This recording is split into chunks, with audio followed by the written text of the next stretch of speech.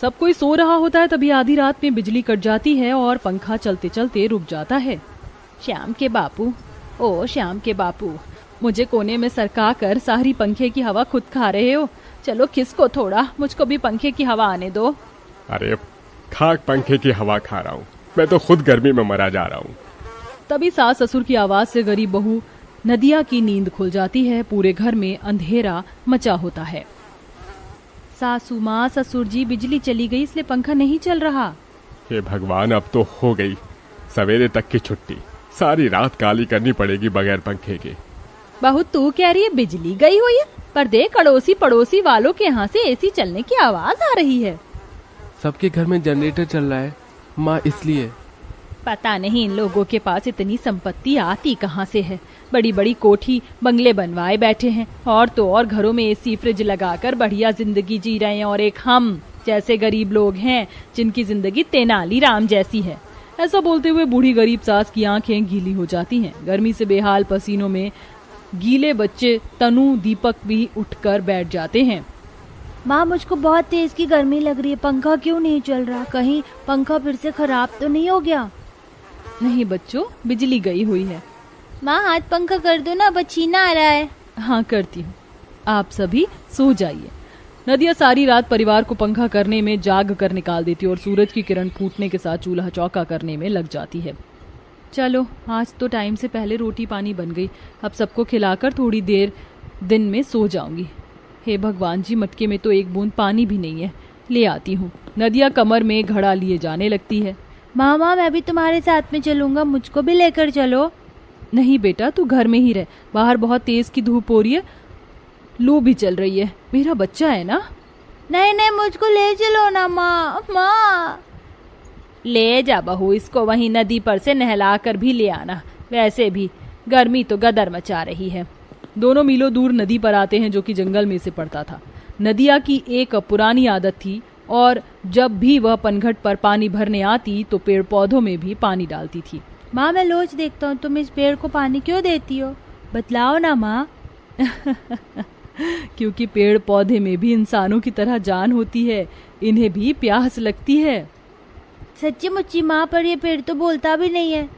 दीपक बेटा, हवा भी तो हमें दिखाई नहीं देती लेकिन शरीर को लगती है तो राहत देती है, और ये पेड़ पौधे हैं इस गर्मी के मौसम में पंछियों का आसरा है। तो फिर मैं भी पानी डालूंगा आपसे। तभी नदिया बड़े गौर से सब पेड़ों के झुंड में खड़े एक खोखले से पेड़ को देखकर दुख के भाव से बोलती है, इतने सालों से मैं इस पेड़ को पानी दे रही हूँ लेकिन आज तक भी इसकी टहनी में से एक पचकी तक नहीं निकली। चल बेटा घर चल। इसी तरह दिन ढल जाता है और फिर से गर्मी और उमस भरी रात आती है। हे भगवान, ये पंखा तो ट्रेन के इंजन की तरह धुक धुक धुक धुक धुक धुक धुक धुक करके चल रहा है। ओए दीपक के बच्चे, क्या है तुझको? दूर रह, मुझसे मत चिपक, नहीं तो अपना सर अपने पास रख। हाँ तो तुम भी मत फैलो, है ना? क्या बात है, तुम दोनों भाई बहन क्यों लड़ रहे हो? पिताजी मुझको हवा नहीं आ रही है, पता है हमारे पड़ोसी के घर में एसी लगा हुआ है, आप एक कूलर ही लगवा दीजिए ना हमारे लिए। बच्चे की ख्वाहिश सुनकर श्याम लाचारी से भर जाता है, क्योंकि जिस गरीबी में कंगाली में वो जी रहे थे, फिलहाल उसके लिए 2 वक्त की रोटी, परिवार को खिलाना पिलाना ही रोज की दुविधा है। बच्चे ठीक बोल रहे हैं जी, कूलर नहीं तो एक नया पंखा ही ले आइए। नहीं, पंखे का दाम 1,500-2 हजार है। 2 वक्त की रोटी तो कठिनाई से कमा कर ला रहा हूँ, तुमको पता भी है। कहते कहते श्याम के आंसू बहने लगते हैं। किसी तरह सब गर्मी में सो जाते हैं। तभी आधी रात के पंखा चलते चलते जोर जोर से आवाज करने लगता है। हे भगवान, ये पंखा आज इतना क्यों चर्र चर्र कर रहा है? अरे इसका तो नट बोल्ट खुल रहा है, ये पंखा किसी भी वक्त गिर जाएगा। अरे सब उठो जल्दी से। पूरा परिवार हड़बड़ाहट में उठता है। तभी पंखा खुलकर धड़ाम से गिर जाता है और एक पंखुड़ी भी टूट जाती है, जिससे देख बच्चा मुंह बिचकाते हुए बोला, पंखा तो टूट गया, अब हम कैसे सोएंगे?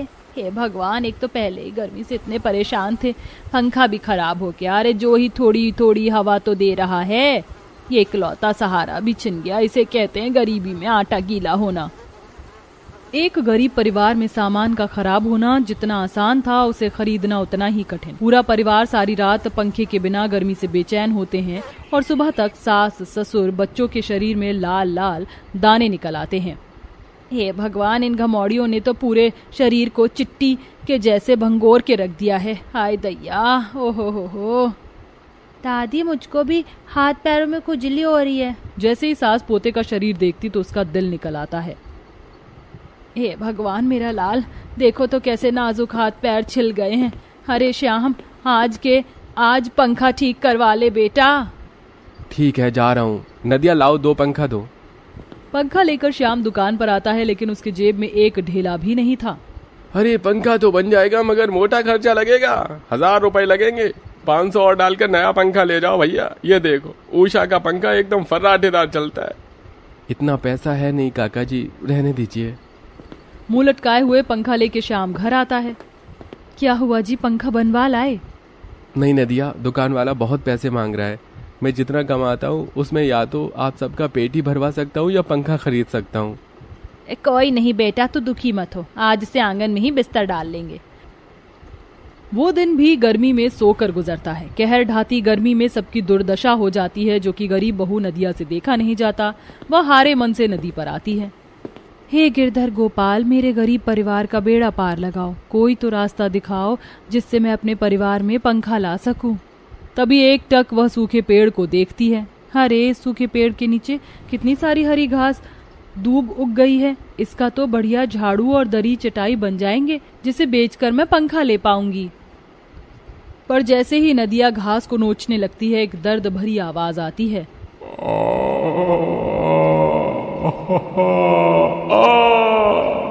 मुझे मत उखाड़ो, छोड़ दो मुझको, दर्द हो रहा है। तभी आंसू की बूंद उस पर पड़ती है। वह जैसे नजर उठाकर देखती है तो पेड़ ठुनक ठुनक कर रो रहा था। ये कैसा अलबेला पेड़ है, इसके तो आंख नाक मुंह लगा हुआ है। चौंको नहीं नदिया, मैं एक जादुई पेड़ हूँ। मैं तुम्हारी हर मुराद को पूरा कर सकता हूँ, लेकिन मुझको काटना मत। तुम इतनी दुखी क्यों हो? नदिया अपने दुख का कारण पेड़ को बताती है। प्यारे जादुई पेड़, मेरे परिवार में पंखे की बहुत ज्यादा जरूरत है। बस इसलिए मैं कुछ रोजगार कमाने की इच्छा से ये घास ले रही थी। क्या तुम मुझको एक पंखा दे सकते हो? तभी पेड़ अपने में से झूम झूम के चंदन के जैसे चमचमाती लकड़ी गिराता है। ये लो, मैं तुम्हें ये जादुई लकड़ी देता हूँ। तुम इस सीलिंग फैन बनाकर छत से लगा देना और कहना, ऐ जादुई पंखे, कर दे हमारे दिन भले चंगे, तो तुम्हारी हर इच्छा पूरी होगी। तुम्हारा कोटि कोटि धन्यवाद जादुई पेड़। नदिया जादुई लकड़ी को घर ले आती है और जादू के बारे में बताती है। श्याम 3 पंखुड़ी वाला पंखा बनाकर छत से टांग देता है। पहले तो पंखा नहीं चलता तो सबका मन नीरस हो जाता है। देखा तुमने, नहीं चलाना ये पंखा। जादू जैसा कुछ भी नहीं होता। नदिया, हम गरीबों को पसीना बहाकर मेहनत से ही सब कुछ मिलता है। तभी पंखे में से सुनहरी किरण होती है और जादुई पंखा सरपट चलने लगता है। अरे वाह, पंखा तो चलने लगा। हाँ, और इस सीलिंग फैन की अवस्था कितनी फर्राटेदार है। तभी एक जादूगरी होती है और उनके सामने बढ़िया बढ़िया खाने से भरी थाली आ जाती है, जिसमें मलाई चाप, मटर पनीर, पुलाव, मिठाई, बहुत सब कुछ था। अरे, ये खाना कहाँ से आया? अरे, मेरे मुंह से तो लार टपक रही है, मैं तो खाऊंगा। सब लोग हबड़ हबड़ कर खाने लगते हैं। तभी छत से लटका जादुई पंखा पटर पटर नाचते हुए बोलने लगता है। खाए जाओ, जादुई पंखे के गुण गाए जाओ। अरे बाप रे, इस पंखे के तो आंख नाक कान भी हैं, हूबहू हम जैसे। क्योंकि मैं जादुई पंखा हूँ। और तुम्हें कुछ चाहिए? हाँ, मुझको चाहिए। मेरी फ्रॉक फट गई है, क्या तुम मुझे नई फ्रॉक दोगे? बिल्कुल प्यारी परी।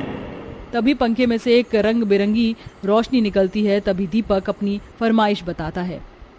जादुई पंखे, मेरी भी टी शर्ट फट गई है, मुझे भी नए कपड़े दे दो ना, और चमचमाते जूते भी। ठीक है राजा बेटा, बस रुको। और दीपक के सामने कपड़े जूते आ जाते हैं। तभी आशा के मन से श्याम कहता है, हम आगे भी आप लोगों के लिए ऐसे अच्छी स्टोरियां लेकर आते रहेंगे। मेरी भी थोड़ी मदद कर दो। इस गरीबी में अमीरों के यहाँ मैं चक्की की तरह पिसकर बस 2 वक्त की रोटी अपने परिवार को खिला पाता हूँ। अगर काम करने के लिए थोड़े पैसे आ जाएं तो मैं अच्छा खासा काम कर लूंगा। बिल्कुल प्यारे श्याम। और आखिर में जादुई पंखा नाच नाच कर रुपए पैसे बरसाता है, जिससे श्याम एसी पंखा कूलर की दुकान खोलता है और मेहनत करके आगे बढ़ जाता है। इस तरह जादुई पंखा दुखाली में जी रहे उस गरीब परिवार का दिन बदल देता है।